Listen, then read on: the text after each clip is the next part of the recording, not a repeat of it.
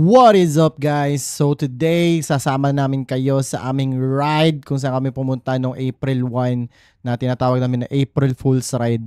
Mamaya-maya papakita ko sa inyo kung bakit namin tinawag siyang April Fool's Ride. So tara, samahan nyo na naman ako sa aking trip. Let's go! Sabi na ako, rides lang!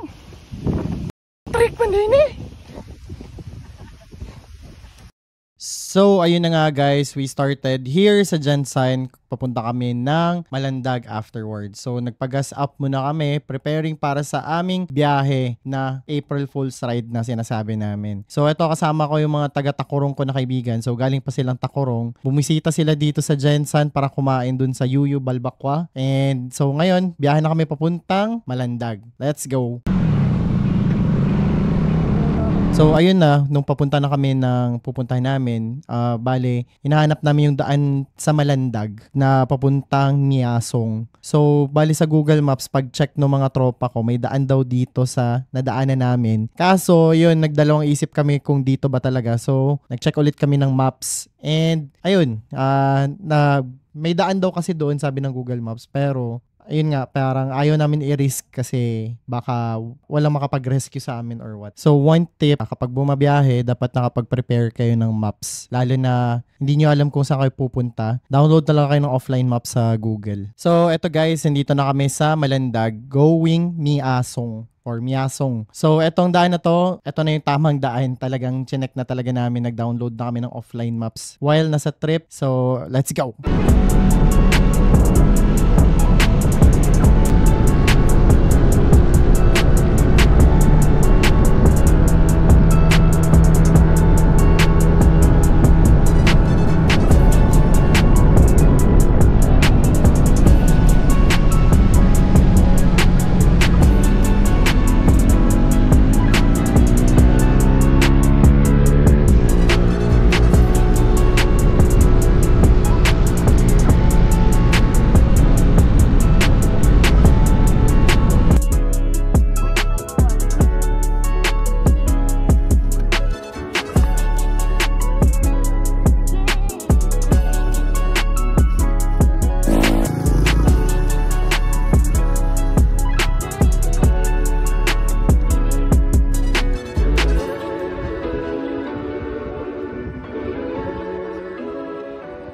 Hello guys! Iya may vlog guys! Ano mag-intro? Hoy! Hello guys! Ako aring vlog karon. Ano magsundo mag-intro? Hello! Hello!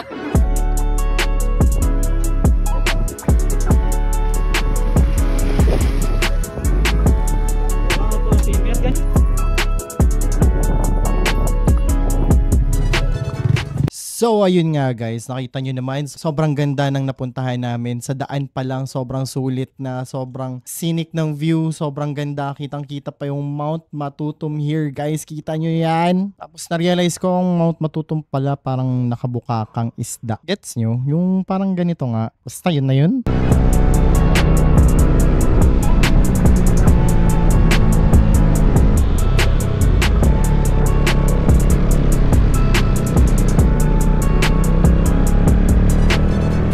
Grabe, dito na-amaze talaga kami sakto. Pucha, grabe, sobrang ganda. Ganda ng daan, ganda ng view. Pucha, ganda-ganda ng Mount Matutum. Grabe, talagang na-amaze talaga kami dito.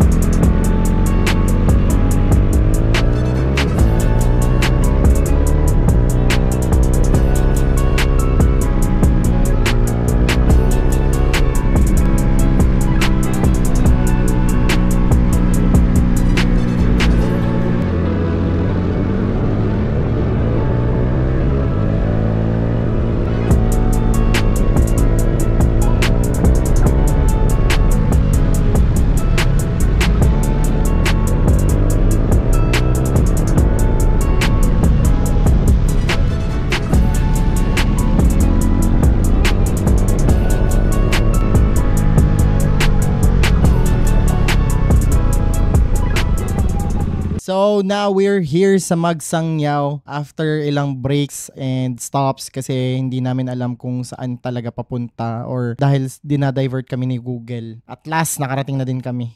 Hi guys! Puta, bakit mo ginagaya yung intro ko? Oo, ginagaya ang intro ko! Gago kayo.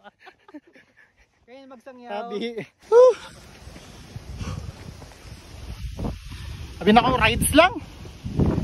Trick man din eh.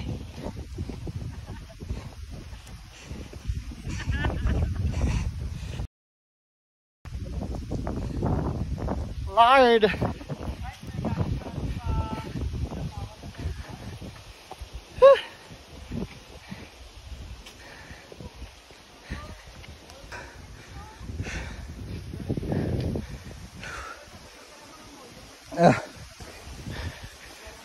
Easy way.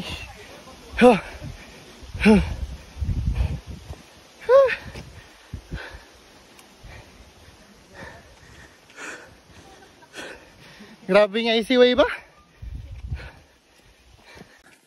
Sama na eh.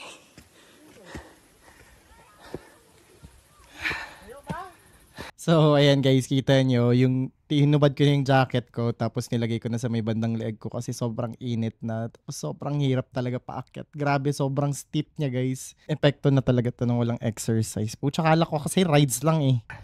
Hangak na ko. Kapuya na eh.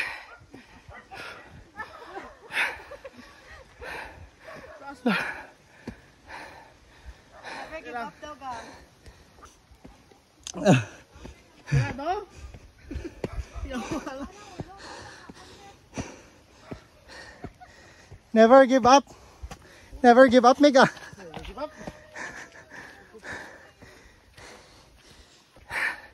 Ay! Grabe pa oh! Whee! So yun, naabot din namin ang peak. Huwag nyo na kami tanongin kung paano namin ginawa, basta nagawa namin. Pero pucha, sobrang sulit dito guys. Sobrang ganda, sobrang scenic ng view, sobrang ganda ng mga bundok. Tapos kitang kita mo yung clouds, tapos ang lamig ng panahon, tapos basta sobra. Na-amaze ako. Buti na lang na dito yung pinuntahan namin. Tapos kitang kita mo pa yung Mount Matutum. Grabe. Sobrang na-amaze talaga ako. Kumbaga parang out of words ako aside from out of breath.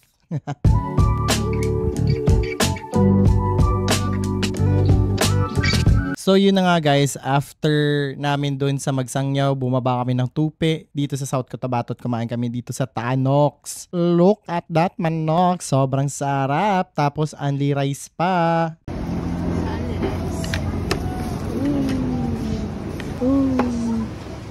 Hello guys. Ba't mo ginagaya ang intro ko? So yun, after namin dito sa Tanox, diretso kami kagad dito sa Marbel, dito sa Filter Coffee. So parang house-based lang siya na coffee shop. Tapos sobrang mura lang ng kape nila dito. Aside sa mura, sobrang sarap ng coffee nila. I mean, for the price of 95 pesos. Grabe guys, no BS, 100% i-recommend ko tong lugar na to. So that's all for today. See you guys on the next video. Bye!